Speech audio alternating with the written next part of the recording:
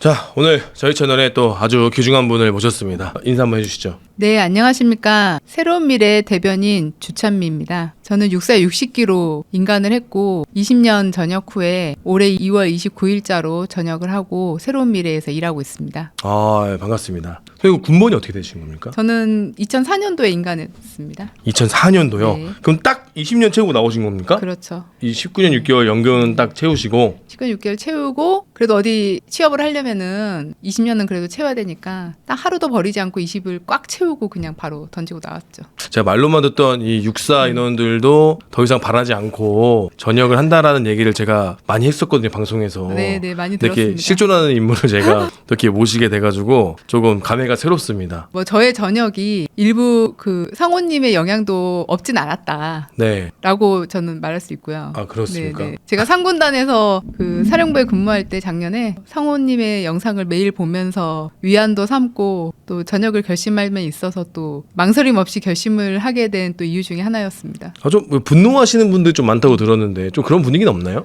분노요. 어떤 네. 부분에서? 왜 쟤는 저렇게 말을 하는가? 근데 이제 물론 보는 시각에 따라서 좀 다르긴 할 텐데 분노 쪽보다는 오히려 약간 대신 그런 거를 얘기해 주는 거에 대해서 통쾌함을 느낀다고 해야 되나? 저도 물론 그랬었고요. 통쾌함을 느끼면 다행인데 이렇게 우리 군의 주축이 돼야 될 한참 일하셔야 될 이 00대 군번들이 나와버리면 어떡합니까? 지금 8090 군번을 나와야 된다고 제가 얘기하는데 이 00대 군번들이 나오시면 안 되는데 또 우리 주찬미 선배님을 통해서 내가 또 다른 육사 출신 선배님에 대해서 근황을 여쭤봤더니만 그분도 전역을 하셨다 그래가지고 아, 네, 모 선배님도 저랑 네, 같이 손을 잡고 전역을 하셨죠. 그분 이야기를 듣고 그때 저희 부대 카톡방이 있거든요. 네. 장교들 카톡방에 저 비상이라고 하면서 막 얘기를 했어요. 다 놀랬어요. 아, 그쵸. 놀랄만도 너무나 하죠. 충격 먹을 정도로 네네. 뭐라고? 그분이 전역을 하셨다고? 네. 그래서 갑자기 이제 그분 밑에 있던 직접 소대장은 전화해가지고 어떻게 되신 거냐 중대장님 전역하셨냐 그렇다 하면서 막 또 그거 가지고 제가 한동안 떠들었거든요. 이 세상이 진짜 힘든가 보다. 그분이 전역할 정도면은 지금 우리 군이 심상치가 않구나. 왜냐면 뭐 잠깐 사담이지만 저는 육구사관학교라는 존재를 이제 그분을 바라보면서 저런 사람이 진짜 육사구나. 굉장히 바르고 네, 제 능력 인생에 있는. 육사의 벽이라는 걸 처음 느껴본 분이었거든요. 그러니까 제가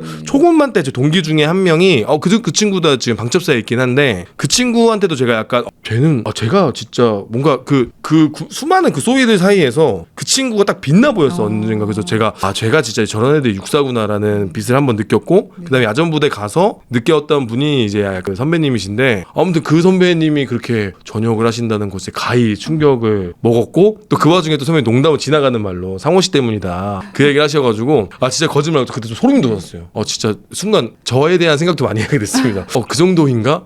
내가 그분의 그런 강직한 그분을 흔들 정도로 지금 우리 군이 많이 힘든가? 라는 생각을 좀 하면서 또 이렇게 자리에 모시게 됐는데 지금 또 이제 새로운 미래당이라는 우리 대한민국에 좀 새로 생긴 당이죠. 새로운 네, 미래당 혹시 그렇습니다. 간단하게 좀 설명 가능하십니까? 저희는 이제 새로운 미래라고 하고요. 다들 아시겠지만 민주당에서 전 문재인 정부 때 그 총리를 오래 하셨던 이낙연 대표님께서 나와서 만드신 당입니다. 민주당과 뭐 여러 가지 또 삼지대에 있는 정당들의 뜻을 같이 하는 분들이 다 모이셔가지고 뭔가 좀 더 새롭고 품격 있는 정치를 해보자. 방탄만 일삼는 그런 양당의 정치보다는 우리 국민들을 위해서 앞으로 나가는 그리고 좀 더 품격 있게 정치를 하고 싶은 사람들이 모여서 만든 당이고요. 이번 뭐 이제 지지율은 많이 나오지 않지만 뭔가 이렇게 도전을 한다는 의미에서 여러분들에게 저희 또 이런 국방 정책도 소개를 하고 또 제 생각들도 이렇게 쭉 말씀을 드리려고 나왔습니다. 제 이낙연 대표님을 좀 개인적으로 약간 좋아합니다. 좀 품격이 좀 있으시고 좀 뭔가 좀 품위가 있는? 네. 근데 지금의 우리 정치판이 사실 이제 좀 그런 게 좀 많이 없어져가지고 또 이제 특유의 의원님? 약간 이렇게 깔아 그럼요. 쓰시는 네, 그런 네, 거 네. 있지 않습니까? 가끔 제가 성대모사 하거든요.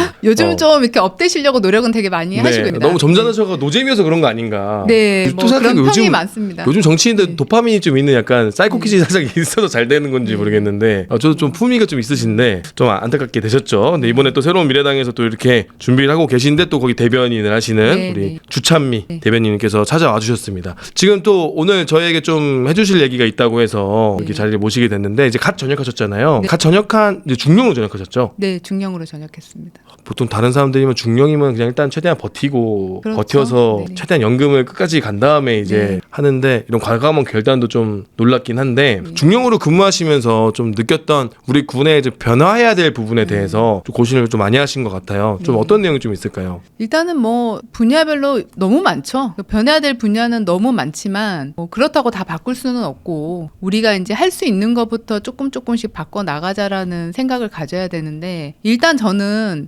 캡틴 김상호에서도 항상 얘기했던 그런 우리 지금 간부들의 처우 개선 문제 이런 부분들에 있어서 저는 이제 한 20년 정도 군에서 재정장교로서 이렇게 국방 예산을 다뤄본 경험을 미쳐봤을 때 이 부분은 우리가 좀 노력으로도 바꿀 수 있을 것 같다라는 생각도 굉장히 많이 했습니다. 그래서 우선적으로 우리가 할 수 있는 거 그리고 필요하다면은 어떤 외부의 도움도 받아서 분명히 지금은 이제 개선을 해야 된다. 이제 더 이상 우리도 지체할 시간이 없다라는 거를 저는 생각을 굉장히 위기감을 느끼고 있고요. 그런 측면에서 저도 뭐 처음부터 정치를 하려고 이렇게 나온 건 아니지만 우연치 않게 좋은 기회에 이렇게 또 군의 발전을 위해서 밖에서 또 조력할 수 있다면은 저에게도 좀 큰 영광인 것 같습니다. 그러면은 저는 오늘 좀 부탁을 드리고 싶은 게 사실 제가 지금 정치인분들을 많이 만나오고 있지 않습니까? 그래서 이제 좀 일례로 이제 많은 분들을 뵙는데 사실 그분들은 이제 군을 많이 떠나오신 지 좀 오래돼가지고 네. 문제점에 대해서 공감 정도도 하시기는 하는데 이게 공감을 진짜 하는 건지 정치인 특유의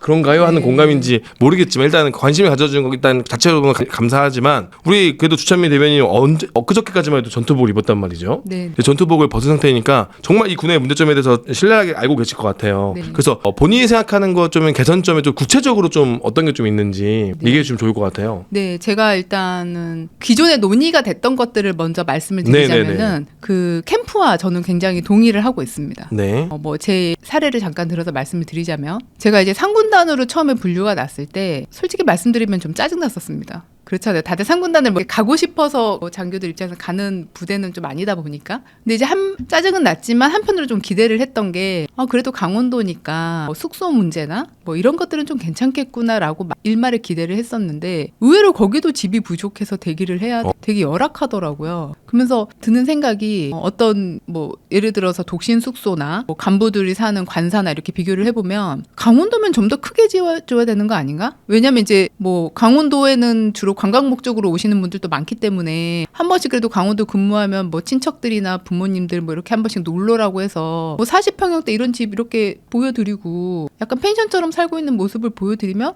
군대 이렇게 좋구나. 그 충분히 강원도는 그렇게 지어줄 수 있다라고 저는 생각을 하는데 이 모든 기준 자체가 뭐 서울에 있는 대도시 기준으로 가다 보니 그리고 이제 또 너무 시설 투자도 안 돼서 오래된 노후된 아파트들도 많고 그런 편차들이 좀 심해서 이런 부분은 좀 타운화를 시켜가지고 개선을 할 필요가 있겠다. 특히 이제 아무래도 대도시보다는 땅값이 좀 싸기 때문에 그렇게 만들어 놓으면 지금 지역 소멸 위기나 어떤 그런 문제들도 같이 해결할 수 있지 않을까라는 생각을 좀 했었습니다. 그래서 저도 이제 좀 생각을 해봤는데요. 그러니까 그 안에다가 정말 남들이 부러워할 만한 뭐 외국어, 뭐 국제고등학교, 뭐 중학교, 아니면 뭐 AI나 뭐 이런 소프트웨어를 좀 더 특화해서 뭐 교육을 시켜줄 수 있는 뭐 그런 학교들을 좀 설립을 해주고 그 안에 우리도 뭐 여러 가지 체육시설이나 이런 걸 좀 복합타운처럼 만들어서 물론 이제 군의 주둔지도 통합을 하는 건 좋지만 그건 솔직히 이제 여러 가지 좀 제가 봤을 때는 좀 먼 얘기라고 생각을 합니다. 우선적으로 우리 간부들과 그 가족들이 살고 있는 그 공간만이라도 좀 통합을 할 필요는 있지 않을까. 그렇게 해서 이제 규모의 경제로 나가는 거죠. 아무래도 단지가 커지다 보면 그 안에서 이제 그런 복지시설에서 일할 인력들도 필요할 것이고 그럴 때 이제 우리 군 간부들 가족들 일자리 창출도 해줄 수 있는 부분이고 자녀들도 거기서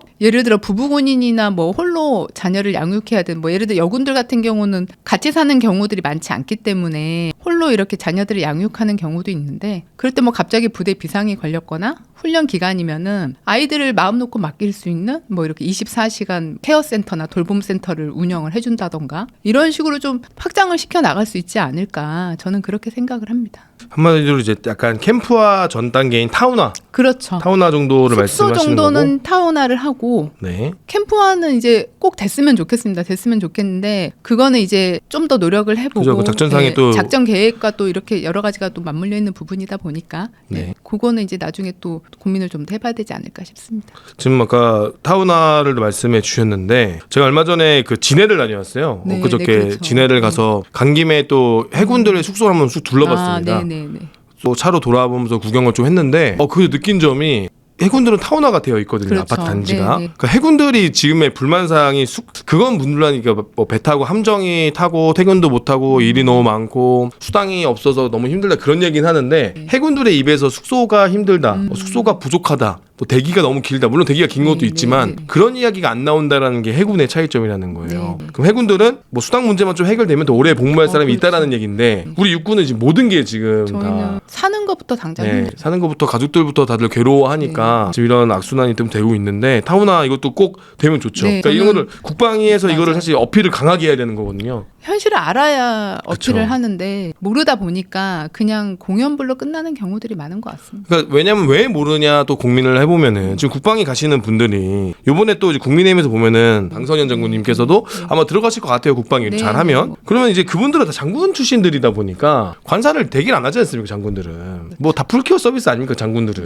네, 네. 오는 거 가는 거 다 챙겨주고 하다 보니 진짜로 숙소가 뭐 안 좋은 거를 뭐 보일 수도 있겠지만 부하들 사는 곳을 굳이 이렇게 관심 있게 보지도 않을 뿐더러 또 거기까지 내려가지도 않죠. 대부분이. 그러다 보니까 이제 부하들의 이런 항상 이 작전에만 너무 신경 쓰는 것이 아닌가. 근데 잘 먹고 잘 지내고 잘 살아야 작전도 되는 건데 그냥 오로지 작전만 뒤통수에만 앉아 있으니 이제 그런 것들이 안 보니까 간부들의 모집이 이제 그런 부분에 대해서는 좀 생각을 많이 안 하시는 것 같은 거예요. 공감대가 형성되기가 쉽지 않은 것 같습니다. 그리고 나 때는 더 힘들었으니까. 나 때는 더 안 이제 좋은 데 살았으니까. 라떼 얘기 나오기 시작하면 이제 네. 답이 없는 거죠. 그러니까 이런 것도 참 캠프화가 이 되면 좋죠. 근데 그리고 그분들이 라떼였을 때는 이렇게 힘들지 않았을 것 같아요. 복지 쪽은. 그때 다 못 살았으니까. 네, 그때는 그리고 이제 아무래도 그때는 좀 신식이었는데 그 당시에 지어졌던 건물이나 이것들이 지금도 지금까지 쓰니까. 이어지는 거잖아요. 그렇죠. 그때까지만 그렇죠. 해도 본인들은 한 10년 된 건물인데 네네. 우린 40년 된 건물 지금 쓰고 우리는 있는 거죠. 그렇게 하고 있고 오래된 아파트들은 지금 일부 또 독신 숙소 부족하니까 그걸로 전환하는데 예를 들어 이제 뭐 이건 또 이제 군무원들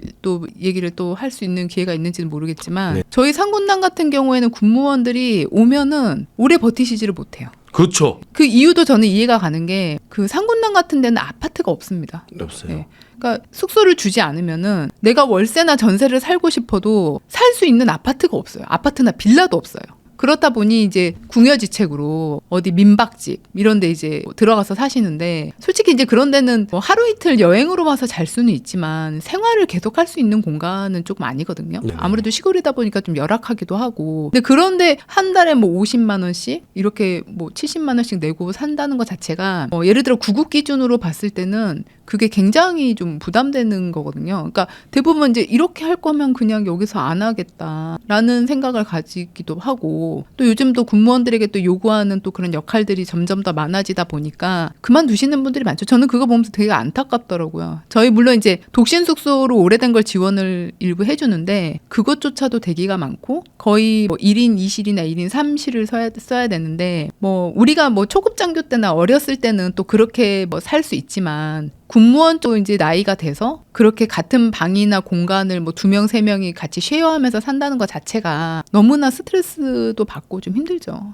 좀 보면은 그런 부분들도 참 안타깝긴 합니다. 맞습니다. 그래서 저도 타운화를 만약에 한다 그러면 네. 군무원들도 이제는 저는 이런 생각이에요. 3군단이 있었으니까 지옥의 3군단 아닙니까 여기가. 다들 이제 왠 38군단 통합이 되면서 8군단 업무까지 3군단이 또 커버를 해야 되고 네. 그리고 부대 해체되고 이제 군단 해체되면서 거기에 딸려있던 물론 사단이 있으니까 상관이 없겠지만 군단 안에도 있던 부대들이 싹 사라지다 보니까 지원해야 되는 것들이 이제 많이 이제 네. 힘들어지게 된 네. 거죠. 원래는 군단에서 사단에 좀 지원을 해주고 이렇게 커버가 돼야 되는데 지금은 정말 솔직히 말해 지금도 전 3군단이 근무 중 이상무가 될 수 없다고 생각을 해요.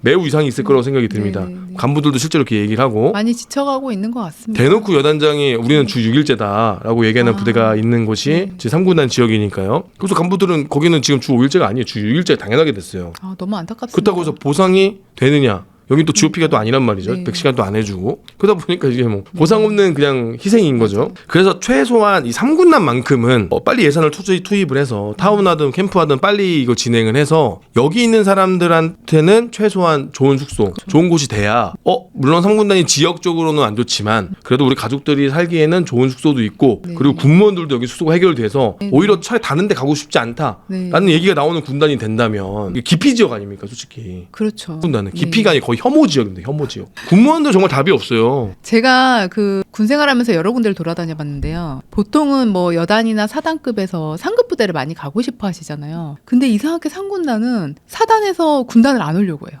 군단에 있는 사람들도 다 사단을 가고 싶어 하는데 군단이 너무 없으니까 네, 주변에. 그 가장 큰 이유가 그런 주변의 여건이 너무 안 좋은 거죠. 네. 그래서 보면서 참 여러모로 안타깝구나. 그러니까 좀 근데 발전시키면은 강원도 같은 데는 아예 리조트 단지처럼 만들어줘서 그러니까 뭐 다른 군인들도 뭐 내가 비록 상군단 열악하고 일은 힘들지만 우리 가족들이 편하고 정말 좋은 곳에서 살 수 있다면 한번 가볼 만하다 이런 생각을 가질 수 있는 그렇게는 좀 만들어줘야 되지 않을까라고 생각을 합니다. 제가 정말 이번에 진해를 가서요 깜짝 놀랐어요. 해군 진해 가 보니까 그 제가 17시 어간에 한번 아파트 돌아다녔거든요. 네. 퇴근하고 때 되니까 이제 와이프들이 다 애들 데리고 나와서 놀고 있고 해군 어린이집 따로 있고요. 네. 딱 이제 보면서 야 해군들은 여기 있으면 괜찮겠다. 가족들이 그렇죠. 다 괜찮겠다.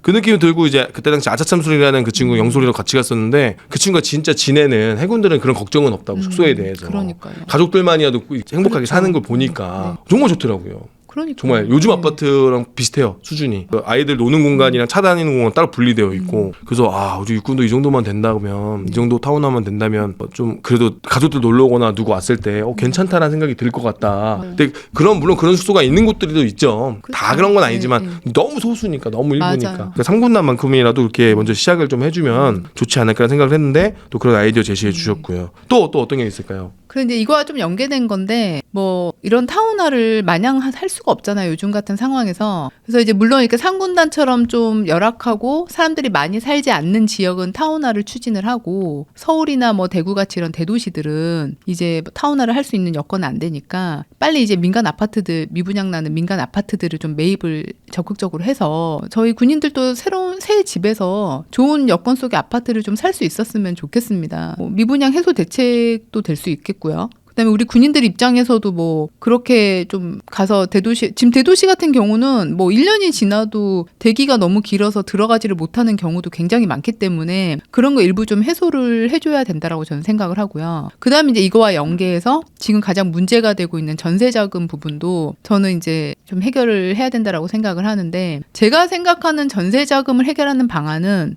이렇습니다.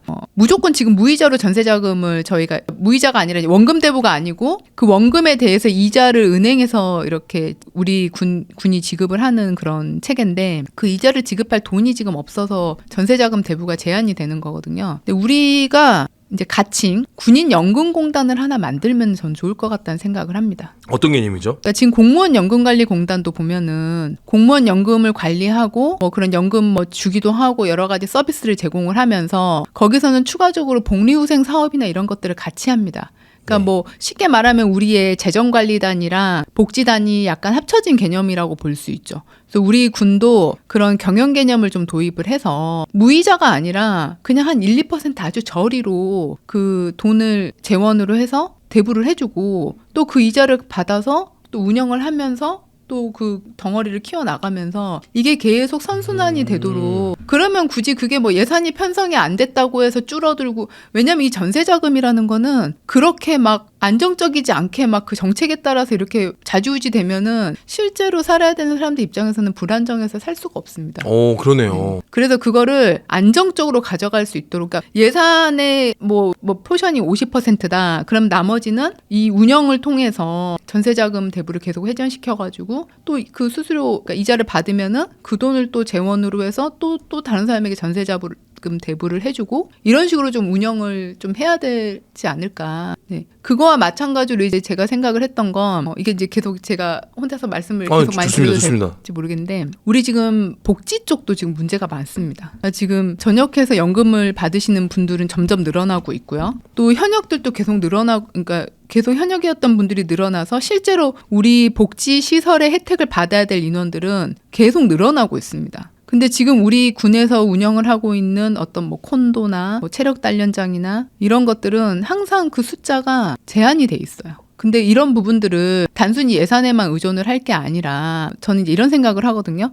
그 미군들 같은 경우에는 제가 이제 미국의 국방 예산을 조금 그 연구를 했었는데 군수품이나 이런 상용 물자들을 특정 어떤 센터에서 거기서 그 제3 그러니까 그죠. 우리로 치면 이제 3자 단가 계약과 비슷한 개념인데 이건 약간 어려운 개념에서 제가 쉽게 설명을 해드릴게요. 공급을 하는 군수 업체랑 이 수요하는 부대를 중간에서 연계를 해주는 센터가 있습니다. 이 센터는 최초의 재원은 예산을 재원으로 하는데 여기서 군수품을 이 수요 부대에서 뭐 A가 필요하다 하면은 여기 센터에만 요청을 하면 됩니다. 지금 우리처럼 각각의 부대에서 일일이 계약을 하거나 이렇게 사지 않고 군수품들에 대해서 요청을 하면 이 미리 계약돼 있던 업체에서 필요한 A라는 그 군수품을 바로 납품을 해주는 거죠. 그러면 여기 부대는 돈을 이 센터에 주고 센터에서 이제 이 업체에 나중에 정산을 해서 돈을 주는 개념인데 그 사이에 이 부대와 이 센터에 그 계약 수수료라는 걸 지급을 합니다. 지금 우리가 조달청 계약이 그런 식으로 그렇죠. 유지가 되고 있거든요. 근데 여기가 민간이라는 거죠? 민간이 아니고 이제 군에서 설립한 약간 공공기관 같은 느낌? 그러니까 우리는 아직 그런 공공기관들이 없고 다 국직부대로만 운영이 되고 그렇죠. 있는데 그건 굳이 제가 봤을 때 현역을 투입할 필요 없이 민간인으로 구성된 그런 조달청과 비슷한 규모의 센터를 하나를 만드는 살짝 겁니다. 군인공제 같은 건가요, 그러면? 뭐 그렇다고 볼 수도 있는데 그거랑은 약간 성격이 다르죠. 역할은 다르죠. 역할은 네. 다르지만 약간 느낌은 네. 그런 거죠. 그렇죠. 이제 그런 느낌으로 네. 운영을 하는 거죠.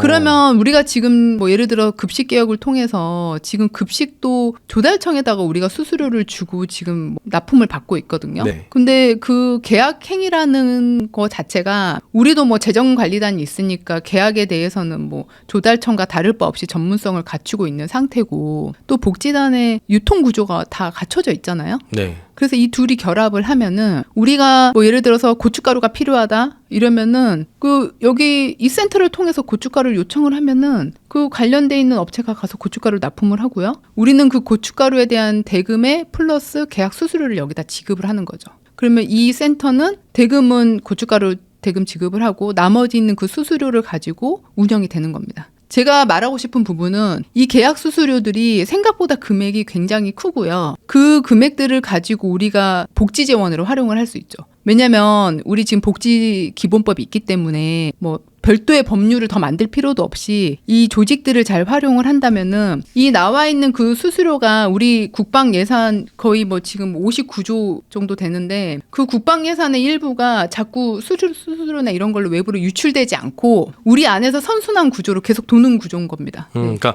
말 그대로 지금의 조달청의 역할을 우리 군 스스로가 할 수 있다 그런 말씀이신 그렇죠. 거죠? 이미 기반이 다 네. 갖춰져 있고 그런 상황에서 우리가 불필요하게 우리 국방 예산을 외부로 유출할 게 아니고 여기서 또 수수료의 목적으로 얘를 복지 재원으로 쓸 수 있는 거죠. 그러면 뭐 앞서 얘기했던 그런 전세자금 대부도 지원해 줄 수 있고 필요하다면 우리가 추가적으로 그런 복지 시설들도 더 만들 수 있고 전 전투자금 대부를 좀 다르게 이해한 게 그러니까 군인 연금공단을 만들어서 이렇게 진행을 한번 해보자 이렇게 말씀하셨잖아요. 네, 네, 그런 느낌으로. 네. 그러니까 저도 그 생각이에요. 어차피 군인들한테 저도 그 생각입니다. 군인들한테 그 이자를 다 지원해주는 것 자체가 그것도 저는 좀 아니라고 봐요. 네, 맞습니다. 왜냐면은 누구는 이자가 30만 원, 40만 원 더 있고 누구는 뭐 50만, 60만 원 나올 수도 있기 때문에 네. 물론 금액을 정해주긴 하지만 그거보다는 아예 군인들은 퇴직금하고 연금을 저당 잡아서 저리로 줘버리면 된다. 그렇죠. 저리는 절대 손해가 아니잖아요. 국가적 맞습니다. 입장이든 어떠한 재단에서도 1%만 받아도 손해는 절대 아니라는 그럼요. 말이죠. 그러면 그 정도 저리로만 해줘도 군인들은 대신 저리로 갈 수 있으니까 네네. 뭐 1억에 1%면 뭐 얼마나 하겠습니까? 뭐 기껏해 한 달에 뭐 10만 원대 나오겠죠. 그러니까 그 정도만 해줘도 군인들은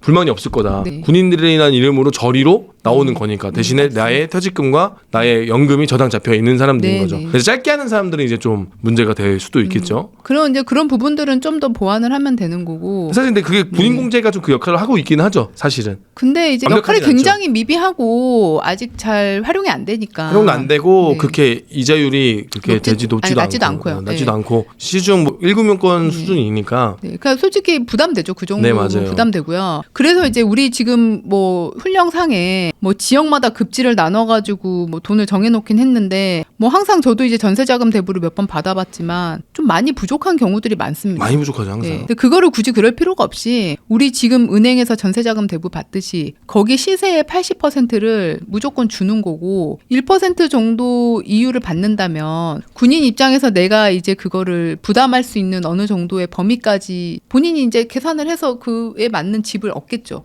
그러니까 공짜가 아니니까 예산이 거의 들어갈 필요는 없는 거죠. 물론 잡혀 있는 금액은 네, 있겠지만 네. 추가적으로 발생하는 금액은 없잖아요. 나중에 회수가 되는 거니까. 네. 그리고 본인이 집을 살 때도 그러니까 전세 집을 구할 때도 굳이 그런 금액에 크게 상관없이 내 경제적 여건에 맞춰서 이렇게 조정을 할 수 있기 저리에 때문에 맞게. 저리에 맞게. 저도 네. 그게 맞죠 사실은. 네, 네. 아예 다 이자를 지원해 주는 것보다는 저리로 해주면 되는 그렇죠. 거니까. 네. 그리고 좀 더 많은 인원들이 혜택을 볼 수 있게 해주는 거 그게 핵심이라고 생각합니다. 저리로 해주고 이거는 또 저리 해주고 주택수당 나오면 되는 거잖아요. 중복이라서 또 안 내주겠지. 주택수당은 중복이죠. 근데 왜 그게 중복이냐 이거. 내가 전세를 구했는데 그건 주택수당을 그렇죠. 줘야지. 네, 내가 돈을 낸 거니까. 내가 돈을 내고 주택수당을 그렇죠. 한 건데 뭐 그건 받아도 될 것 같아요. 받아도 되는 게 맞죠 사실은. 네, 네. 우리 군은 그거는 다 중복으로 처리를 하니까. 그거를 잘 글쎄요 지적받기 전까지 그냥 두다가 나중에 혹시 감사원이나 지적받으면 그때 아, 그냥 예, 죄송합니다. 혹시 제가 기분이 좋은 게 오늘 주찬미 대변인님을 만나서 얘기를 들어보니까 사실 제가 지금까지 다른 분들은 제가 좀 이렇게 알려드리고 설명해야 되고 막 얘기를 했거든요. 확실히 문제점을 알고 계시니까 또 대안도 좀 어느 정도 갖고 계시고 좀 내용 좋습니다. 그 다음 내용 또 뭐가 있을까요? 당직 근무비 항상 부족하다고 하고 지금 뭐 물론 뭐 100% 인상을 해주시긴 했지만 네, 100% 네, 네. 엄청난 너무 감사하죠. 너무 네, 큰 네. 인상을 했죠. 네. 근데 이제 한편으로 되게 씁쓸한 부분이 저는 그 당직 근무비를 굳이 예산을 늘리지 않고도 기본적으로 우리가 당직 근무라는 개념 자체가 일반 공무원들의 숙직과는 좀 다른 개념이잖아요. 아주 네. 많이 다르잖아요. 그렇죠. 저도 이제 상군단에서 지통실장을 근무를 서봤지만 솔직히 말씀드려서 제가 이제 상군단에서 회계과장을 했었는데 회계과장 하는 것보다 한 달에 한 번 지통실장 근무 서는 게 더 힘들었어요. 왜냐하면 내 영역이 아니니까. 그리고 밤에 뭔가 이렇게 사고가 나면은 내가 그거에 대해서 뭔가 대응을 하고 뭐 지휘관 오실 때까지 뭔가 제대로 못하면은 그게 또 나중에 문제가 될 수 있어서 저는 그게 너무 스트레스가 받았었는데 당직 근무비를 그 정도 스트레스면은 평일에는 10만 원, 주말에는 20만 원은 줘야 된다라고 생각을 합니다. 근데 그게 재원이 어딨냐라고 얘기를 하면은 저는 근무자들을 줄이면 된다라고 생각을 해요. 제가 보니까는 군단급에서 군단사령부에서 당직을 설 때 보니까 하룻밤에 저와 함께 당직을 서는 그 인원들이 10명이 넘습니다. 그래서 저는 항상 그 의문이 들었거든요. 이 10명이 이 밤에 다 같이 앉아가지고 물론 각자의 역할이 있겠지만은 이렇게 많이 앉아서 이 군단급에 이렇게 할 필요가 있나? 이런 생각을 되게 많이 했어요. 뭐 심지어 지금은 뭐 본부대 이런 데는 군무원들까지 근무를 넣잖아요. 근데 이게 약간 정말 필요해서 막 이 사람들이 꼭 서야 돼서 이런 개념이 아니고 우리도 서는데 너희도 서. 약간 이런 개념이 적용이 되다 보니까 그냥 다 같이 고통스러운 거죠. 지휘관의 불안감을 해소하는 네, 거죠. 그렇죠. 그러니까 제가 만났던 모 장군님이 그 말씀을 하시더라고요. 이렇게 되는 현상들이 다 지휘관들이 비겁해서 그런다라는 말씀을 저도 들었었는데 처음에는 공감을 못했었는데 어느 정도 쭉 지나면서 보니까 약간 그런 부분들이 있는 것 같아요. 그러니까 본인이 이제 지휘관이니까 책임지고 우리 부하들을 더 편하게 이렇게 쉴 수 있게 여건을 마련을 해줘야 되는데 내가 불안하고 나중에 문제가 됐을 때 위험을 다 분산해야 되니까 모두 다 같이 그냥 이렇게 같이 뭐 이렇게 해보자 이런 식으로 접근을 하면 안 될 것 같고 그런 측면에서 당직 근무도 많이 줄여야 된다라고 저는 생각을 합니다. 예전에는 솔직히 이렇게 많이 안 썼었거든요. 이게 점점 심해졌어요. 갈수록 더 많아지고. 네. 지금은 확상황 대기 장교도 막 네. 그러니까 포병대면 끌어오고 정보도 네. 대기하고 또 다 대기하고 네, 그러다 네, 보니까 뭐 맞습니다. 상군단이 10명 아까 저는 10명까지 못 들었는데 10명 넘었죠. 저 때까지만 해도 3명 4명 있었거든요. 그렇죠. 실장님하고 맞아요. 중대령급이 한 분 네, 쓰시고 네. 그다음에 이제 소령급 한 명 쓰시고 네, 네. 그다음에 이제 작전 상황 장교는 원래 계속 있으니까 네. 그렇게 해서 이제 작전병 한 2명 정도 있고서 많아야 4-5명이 섰는데 네. 이제는 그렇게 많아진 거죠. 군단급도 그렇고 뭐 사단급도 그렇고 그러니까 지금 뭐 분야별로 다 대기들이 있고 막 이러다 보니까 제가 듣기로는 그 포병 장교들이 지금 굉장히 힘든 걸로 알고 맞아요. 있는데 뭐 평소에는 참모부에 가서 참모부 역할을 하다가 또 밤이 되면 상급부대로 넘어와서 또 그런 상황 네. 대기를 서야 되고 너무 고통스럽죠 그러면. 화력 상황 장교. 굳이 그렇게까지 할 필요가 있나. 그러니까 이런 것들을 좀 더 좀 큰 결심을 가지고 줄여 나가야지만 우리 군이 좀 더 행복해질 수 있지 않을까 싶고, 그거 나머지 돈은 예를 들어서 5명분을 한 명이 하면은 그 사람한테 그냥 하루에 정말 평일에 10만 원 줘도 되는 겁니다. 그 정도 되면 당직 근무를 좀 서고 싶어하는 사람들도 생기지 않을까요? 네, 저도 매우 공감을 하는데 당직 근무비는 통합을 하는 게 제일 중요한 거고요. 그 다음에 저는 또 여기 통합에서 플러스해서 이 CCTV 통합 관제실을 만들어야 된다. 맞습니다. 우리가 이제 서울시나 그런 데 보면 전봇대마다 네, 다 네, CCTV를 네, 네. 수많은 사람들이 통합 관제를 보지 않습니까? 근데 지금 우리 군의 문제는 CCTV를 병에게 우리가 의존한다는 거예요. 병사들 뭐 물론 의지가 있고 열심히 하는 친구도 있겠지만 자다 깨가지고 새벽에 그거 보고 있으면 졸죠. 애들이 뭐 엄청 얼마나 열심히 보겠습니까? 물론 이제 움직이는 거에 따라서 카메라가 움직이고 대응을 하니까 우리가 반응을 하겠지만, 그런 것처럼 우리도 군에서 군단급 정도로 해서 뭐 통신병과가 거의 센터장을 해가지고 뭐 소중령급이 센터장을 한 명 있고 거기에 한 2-3명 딱 앉아 있으면 거기가 진짜 실시간 상황시 되니까 GOP는 좀 피로가 좀 떨어지겠죠. 그쵸. GOP 쪽이나 전방은 피로도를 낮추고 후방에서 카메라를 다 통제하고, 근데 문제 생기면 당연히 GOP 연락해서 가서 확인해라. 거기는 즉각 조치를 하면 되니까. 즉각 조치하게끔 하고 이제 통합 관제실을 그럼요. 군단급에서 만들어서 네. 하면 더 효율적이지 않을까. 네. 전문가들이 그래서 그럼요. 1번 카메라, 2번 카메라, 3번 카메라 보면서, 그리고 그분들이 또 이제 보고하면 되는 거잖아요. 거기 필요하다면 당직 근무자가. 용역을 줘도 되지 않을까요? 그런 부분? 용역까지는 또 작전상이 있으니까 작전상이 거기까지는 제가 있으니까 좀 좀 용역까지 그렇긴 모르겠지만 하겠네요. 거기는 군무원들이 해도 되죠. 아니면 주둔지 정도는 뭐 물론 이제 저 전방에 뭐 GOP나 뭐 해안등 뭐 제한사항이 있겠지만 주둔지 정도는 뭐 솔직히 그래서 캠퍼가 되면 가능한 그렇죠. 일이죠. 캠퍼를 캠퍼가 해야죠. 되면 이제 그러니까. 주둔지는 용역을 그렇죠, 줘도 되죠. 왜냐면 이제 거기는 어차피 민간이 들어오도 우리가 할 수 있는 거 없으니까 맞아요. 잡아도 경찰 불러야 되는 거니까 네, 네. 캠퍼가 되면은 그거는 가능하겠지만, 지금 상황에서 그 통합하고 전 CCTV 통합 관제실도 이거 솔직히 저희가 옛날에 대선 때 한번 아이디어 냈었어요. 근데 뭐 당연히 안 됐고요. 통합하는 문제도 지휘관들이 욕심을 좀 내려놓고, 근데 이것도 주둔지가 또 통합되면 또 해결될 일이기도 하거든요. 네. 저도 매우 맞아요. 공감합니다. 강직 근무자를 줄여야 된다. 그러니까 주둔지 통폐합이 돼야 또 그 당직 인원도 줄어들고 뭐 그런 부분들 다 이렇게 연관이 돼 있는 것 같아요. 근데 우리 군에서도 지금 당직 근무를 좀 통폐합하려고 노력은 하고 있긴 한데 또 지휘관들 입장에서는 그거예요. 쉽지 않죠. 내 식구가 아닌 애가 근무를 와서 과연 우리 부대를 잘 지켜줄까? 그런 말씀도 하시더라고요. 제가 이제 모 중령님이랑 얘기를 했는데, 다 좋은데 만약 통합을 해요. 만약에 1, 2, 3대대가 뭐 통합을 한다고 칩시다. 당직 근무를. 그래서 이제 건물이 떨어져 있는데 당직 사령을 한 명이 쓴대요. 근데 1대대장 입장에서는 야, 얘 우리 부대가 아닌데 얘한테 총기랑 장비 그리고 인원을 얘한테 맡길 수가 있는가? 이분들이 그 얘기 하시더라고요. 불안하다고. 얘가 과연 우리가 주인의식을 가지고 우리 대대를 지켜줄까? 그 말씀을 또 하시더라고요. 그래서 어느 정도 공감은 또 되더라고요. 공감은 되지만 좀 너무 상상력이 좀. 네, 그 군무원들한테 맡기는 것도 불안해하시기도 하고. 그럼 본인이 직접 다 서시면 되겠네요. 근데 이제 어쩔 수 그러니까 그렇게 말씀하신 분들 실제로 듣고 그것도 일리가 있긴 한데, 근데 그렇게 되면 너무 간부들이 고생하지 않느냐, 너무 그러니까요. 고통이 받지 않느냐. 그렇죠. 근데 이거를 병사들도 사실 이게 뭐 여러 가지 있는 것 같아요. 병사들에 대한 이 병영 생활에 대한 문제점을 저는 강력히 처벌해야 된다고 봐요. 개개인의 실수로. 맞습니다. 만약에 개개인이 서로 폭력을 행사했다. 네. 그럼 그 친구는 사회에 또 폭력 행사한 것처럼 그대로 징계를 하고 처벌하고, 거기서 이제 지휘관에 보고를 했는데도 그랬으면 지휘관이 책임을 져야 되는 거지만, 지휘관을 속이고 자기들끼리 잘못 저지른 거에 대해서는 물론 지휘관이, 그러니까 군인들이 다 책임지는 것 때문에 이제 회피하고 책임 때문에 책임을 져야 되니까 또 계속 감시하고 그게 이제 악순환이 되고 있지 않습니까? 이런 것도 우리가 퇴근하고 해서 벌어지는 일들에 대해서는 강력하게 처벌하고 강력하게 이제 이 개개인의 책임으로 간다면 조금 부담을 내려놓겠죠. 그러니까 지휘관들한테 또 그 말씀하신 대로 너무나 많은 책임감을 부여를 하는 것 같아요. 좀 약간 물론 지휘관이 책임을 져야 되는 부분들이 많기는 하죠. 그렇지만 그 정도나 범위를 어느 정도까지 하는지는 군에서 좀 고민을 해볼 필요가 있다라고 생각합니다. 어떻게 보면 우리 지금 지휘관을 하고 있는 젊은 군인들이 그런 부분이 또 부담이 됐을 수도 있거든요. 그런 책임의 문제도 좀 될 수 있으면은 이렇게 정말 정확하게 문제가 돼 있는 거 아니면은 그렇게 막 함부로 막 책임을 지우거나 이런 것도 좀 어느 정도는 좀 피해야 되지 않을까. 그렇게 생각을 하고 있습니다. 그리고 이제 병사들 생활관 같은 경우도 이제 근무자가 층마다 있는 경우가 꽤 많지 않습니까? 요즘은 좀 많이 바뀌었다고 하는데 바뀌고, 이런 것도 다 복도에 CCTV 설치해서 CCTV로 그럼요. 통제해도 되는 거고, 그리고 이제 만약에 무기가 있는 중대 무기고 같은 경우는 철문으로 문 잠가 놓으면 되죠. 못 들어가게. 그리고 요즘에 뭐 얼마나 좋은 장비들이나 많이 나옵니까? 그러니까 장비로 할 수 있는 거는 하고, 그러니까 이게 장비가 만들어져서 예를 들어서 해안이랑 철책에다가 금카 중카 다 해서 이렇게 광망이랑 다 깔아주고 했는데 그게 또 불안해서 순찰을 돌게 하고 또 그 뭐 근무를 서게 하고 이러면 안 되는 거예요. 그러니까 깔아줬으면 그거를 잘 활용할 수 있는 방안을 강구해야 되는데 얘는 얜 거고 그래도 난 불안하니까 또 사람을 투입해서 이렇게 하겠어라는 생각을 하는 순간 우리 군은 불안해지고 힘들어질 수밖에 없는 거라고 생각을 합니다. 근데 지금 그것도 이제 못할 만큼 사람이 없어져가지고 더 불안해진 거죠. 요즘에 저희 할 때 보면 막 군단 참모부에서 막 그 해안 순찰도 나가고 막 그랬었는데 나가면서 우리가 이걸 지금 하는 게 맞나?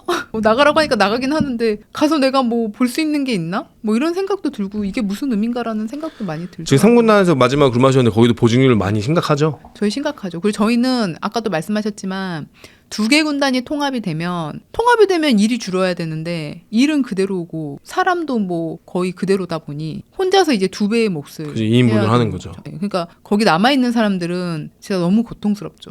지금 계속 사람들이 또 안 들어오고 있습니다. 안 들어오고 네. 있고 육사도 전역률이 최대 2배까지 올해가 네. 최고였어요. 네, 최고 맞아요. 2배를 기록을 했고 또 이렇게 많은 분들도 전역을 하고 계십니다. 또 이제 이 새로운 미래당의 국방 쪽에 좀 목소리를 많이 내고 계시잖아요. 네, 그렇죠. 앞으로 지금 우리 장교 부사관들의 이제 미달률이 계속 벌어지고 있고 전역률이 높아지고 있는데 네. 이거에 대한 좀 방안이 좀 있을까요? 저는 일단은 우리가 지금 50만을 기준으로 하고 있습니다. 50만 명. 네. 근데 이 50만 명이 정말로 실질적으로 필요한 인원인가를 다시 한번 재검토할 필요가 있다라고 생각을 합니다. 뭐 그 연구 결과가 몇 년 전에 나왔는지는 모르겠지만 지금 그 기준으로 계속 모든 거를 끼워 맞추다 보니 이제 사람이 안 되는데 이제 50만 명이 안 돼요. 그렇죠. 50만 명이 이제 물리적으로 채울 수 없는 숫자라는 게 이제 지금 이제 나타나고 있잖아요. 그렇기 때문에 정말로 이제 제대로 된 숫자를 다시 산출을 해야 되고요. 물론 그러려면은 작전 계획이나 뭐 이런 것들도 어느 정도의 인력 감축을 감안한 계획이나 이런 것들이 좀 변동 소요가 있어야 될 겁니다. 그렇게 한 상황에서 부족한 인력들을 저는 이제 과감하게 민영화할 수 있는 부분들은 또 민영화를 해야 된다라고 생각을 하고 있고요. 그 민영화라는 게 뭐 군무원을 고용한다 이런 개념이 아니고요. 병사가 빠진 자리에 군무원이 대신하는 개념은 저는 안 맞다라고 생각을 합니다. 예전에 우리가 데리고 있던 예를 참모부를 예를 든다면은 참모부 안에서 병사가 했던 역할은 지극히 단순한 업무였어요. 맞아요. 근데 그 업무를 대신하자고 군무원을 넣어서 군무원은 근데 그 업무를 하기에는 솔직히 뭐 우리 입장에서 월급이나 나중에 연금도 줘야 되고 또 그 정도의 그 수준을 가진 분들이 와서 할 수 있는 단순 업무는 아니거든요. 그러니까 병사들이 했던 업무는 과감하게 민영화를 하거나 줄일 필요가 있고 필요하다면 이런 기관들도 뭐 다 민간 기관을 하거나 외주나 위탁 용역을 우선적으로 줄 필요가 있습니다. 그럼 아까 이제 계속 얘기했던 전에 이제 상원님이 말씀하셨던 장군이나 이런 것도 감축이 돼야겠죠. 그러니까 부대 수를 줄일 수밖에 없는 상황이고요. 임무를 조정을 하고 그럼에도 이제 부족하다. 그러면 이제 저는 이건 이제 제 개인적인 생각인데 여성들의 흰 복무제를 적용을 해야 된다라고 생각을 합니다. 근데 이거는 이제 개혁신당에서 주장했던 그런 거와는 전혀 다른 개념이고요. 그러니까 여군들도 할 수 있는 부분들. 그러니까 병사로 들어오는 거죠. 지원병으로. 뭐 드론이나 뭐 사이버 쪽이나 아니면 행정이나 뭐 정비, 뭐 취사.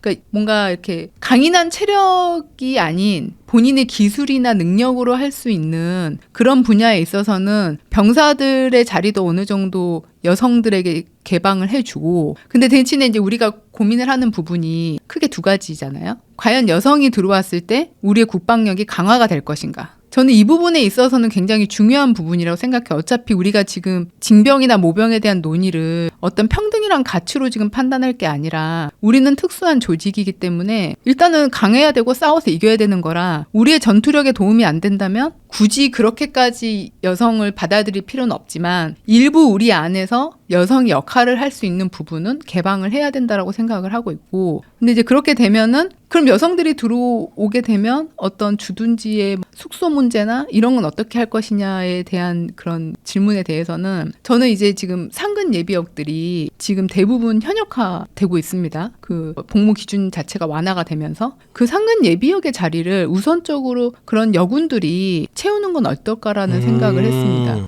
그러니까 이제 그런 거죠. 자기 집 주변 그러니까 주소지 있는 곳에서 출퇴근을 하면서 상근 예비역이 했던 업무를 그 정도는 제가 여성 지원병들도 충분히 할 수 있을 거라고 생각을 하고, 그런 여성 지원병들이 이제 우리가 페이 자체가 급여가 뭐 병장 150만 원, 뭐 내년 되면 200만 원이 될 텐데 웬만한 알바하는 것보다는 그렇게 지원병을 해서 뭐 집 주변에서 이렇게 소소하게 경험을 해볼 수도 있고, 그렇게 하면은 뭐 군복무에 대한 어떤 뭐 그런 거 있죠. 경력을 인정을 해준다거나, 여성 지원병들이 그렇게 많이 들어와서 활동을 하게 되면 우리가 원하던 군 가산점이나 나머지 이렇게 의무병으로 징집이 돼서 들어오는 병사들에 대한 어떤 인센티브도 새로운 차원에서 다시 논의가 될 수 있을 거라고 생각을 합니다. 상당히 좋은 아이디어인데요. 그게 이제 좀 약간 현실성 아니, 있는 아이디어라고. 저는 처음 들었어요 지금 살짝. 네.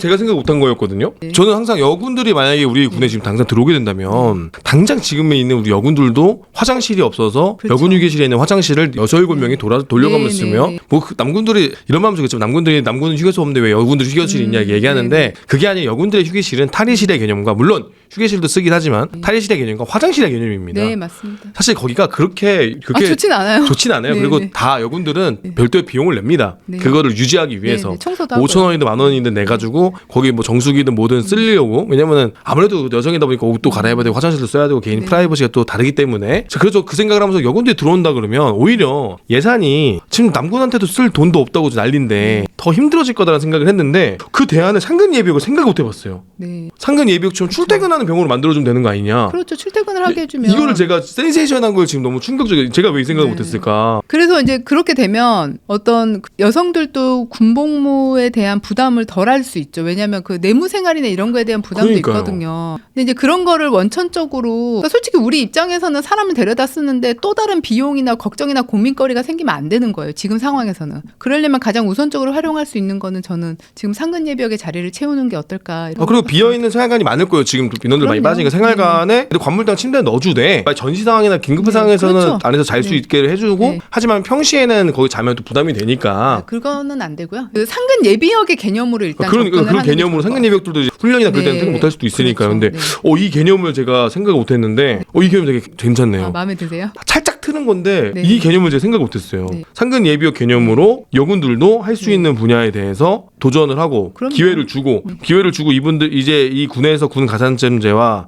군을 다녀온 친구들에게 인센티브를 무엇을 줄 것인가 해서 공평하게 띄울 수 있다라는 거죠. 그럼 여자들도 갈 수 있으니까. 그렇죠. 이제 여자들도 같이 하고 있기 때문에 새로운 관점에서 논의를 할 수 있는 겁니다. 이것도 센세이션합니다. 그렇죠. 이게 남녀의 갈라치기가 아닌 거죠. 이거 상당히 괜찮은 센세이션. 근데 그럼 저 하나 질문하겠습니다. 자, 여기서 제가 요즘에 좀 강조하는 게 있어요. 저는 꼭 바꾸고 싶은 게 있어요. 이제 여군이셨으니까 네. 기분이 나쁘실 수도 있겠지만 여군이 남 군무원보다 체력 기준이 낮습니다. 그렇죠. 저는 이 기준에 대해서 이제 여군들이 아니라 우리 군이 병과별로 체력 검정을 나눠야 된다. 네네. 재정병과가 뭐 전투병과처럼 뭐 네, 뛰어날 필요 없지 맞습니다. 않습니까? 네, 네, 그래서 네. 전투병과와 비전투병과 분야, 그리고 비전투병과에서도 전투 개념이 들어가는 화생방이나 또 군사경찰 같은 경우에는 체력이 어느 정도 일정 부분 필요하지 않습니까? 네. 그러니까 그런 병과별로 우리가 이제 체력을 나눌 때가 되지 않았나. 네. 너무 지금 팔굽혀펴기, 윗몸일으키기, 뛴걸음 이거를 지금 몇십 년째 이것만 하고 있지 않습니까? 네. 이걸 좀 다시 개혁을 해서 전투에 필요한 인원들은 전투의 체력을 놔두고 그 다음에 비전투 분야는 비전투 분야, 군무원들도 비전투 분야니까 비전투 분야에 맞는 체력 검정 기준을 해야 이 형평성이 맞는 거 아니겠습니까? 네. 이 부분에 대해서 좀 어떻게 생각하십니까?